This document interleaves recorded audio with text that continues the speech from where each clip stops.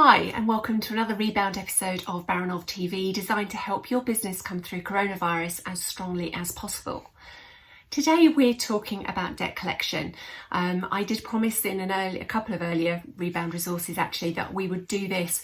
The most important thing right now is to make sure that you get the cash to which you're entitled into your business, and so that you are not subsidising somebody else's business with your hard work.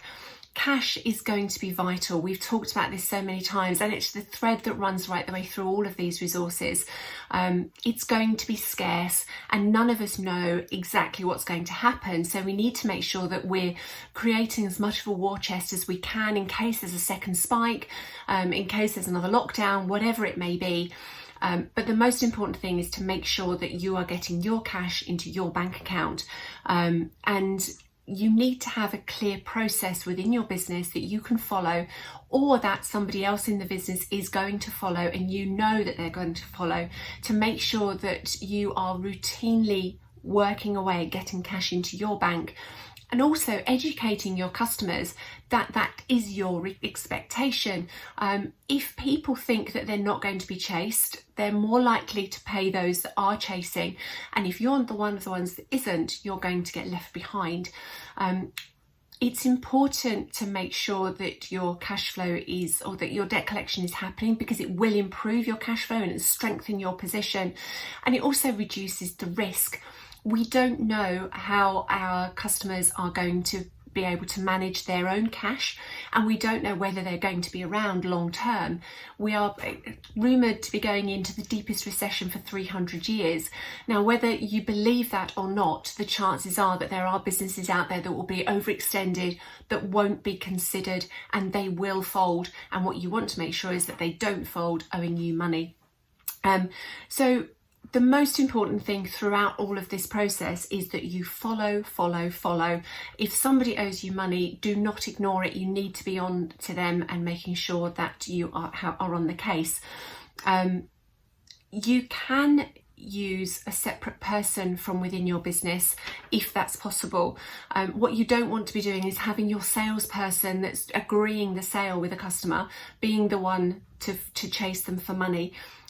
Unless you think that they would do it in the right way, and that they would make the difference. It works better traditionally to have a different voice. So historically in our original business, I would be the one that chased for money, because Chris would be the one who was out there and actually was the positive face, if that made sense.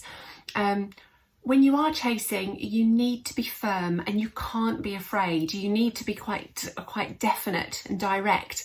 As long as you know that you are chasing something that is a valid expense, a valid invoice, and it's in keeping with your terms and conditions, then you are absolutely in the right to be chasing. You may want to have a slightly softer voice at the moment, because obviously everyone's coming out of lockdown. It is hard for some businesses to know who to pay right now. But unless you are communicating, you won't know what their position is, and you can't tell whether they've just vanished or whether they are struggling and they want to pay you a small amount, or whatever the situation may be. And only by communicating will you establish that. You can flex your process and your guidelines if you want to, if you choose to, but you need to be fully informed before you do. So you may say, if someone owes you £500 that's 60 days beyond due, you might say, okay, yes, I will accept £100 in instalments over this timeline. But you don't have to. As I mentioned before, as long as your terms and conditions are clear and they have signed up to those terms and conditions, you are within your rights to enforce them. It is your decision though, it's your business, and you can make that call. So you can flex. But by making sure that you've got a clear process, you put yourself in control and you enable yourself to make that decision. So what you might want to do is think about using one of the apps that we've talked about in the other resources from the app stack. And we would recommend Debtor Daddy or Chaser to automate it fully. Or you can use the Xero or Quickbooks reminders, which are automated reminders. They're quite gentle. There's no tailoring to them. They work as they work, and at the end of that time scale, they stop.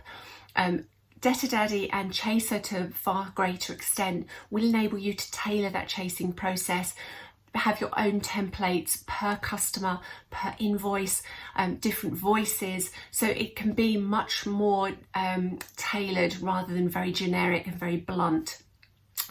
You can think about sending a letter before action, and it's a step before approaching a solicitor.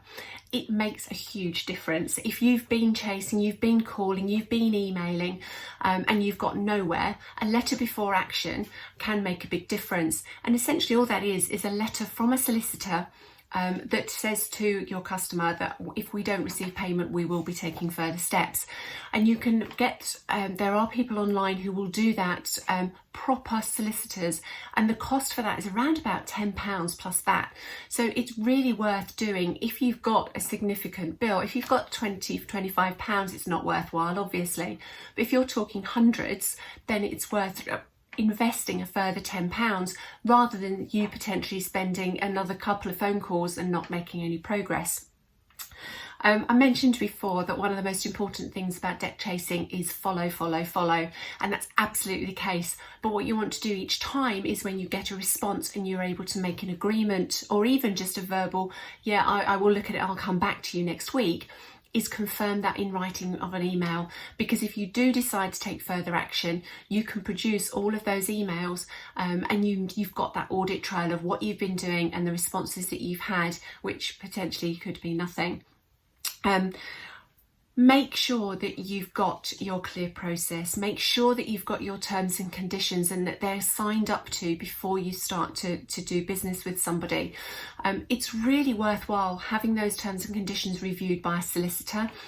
There is going to be a charge associated with it, but you will know that you can fall back on those terms and conditions should you need to later on. If you want to take somebody to a small claims court, for example, you can do that and you will be able to sleep easily at night and have the peace of mind of knowing that you've abided by your terms and conditions. And we've got a number of clients who've had to do that, and we've had to do it ourselves, and we have always got judgment, and we've always been able to follow up on that and actually get payment. Include, if you can, a how to pay information on your invoices. So it could just be our bank details it could be linking up with Stripe so it's easy for them to pay you. And it could be making sure that on your invoices and in your terms, you include the right to charge them interest under the Late Payment of Commercial Terms Act, Late Payment of Commercial Debts Act. You are entitled to charge that interest. So make sure that you do, because by sounding educated and knowledgeable, you will encourage your customers to pay you. There is one quick win, which I mentioned earlier on, is to turn on Quickbooks or zero reminders within the system. They are automatic, but they will help the process.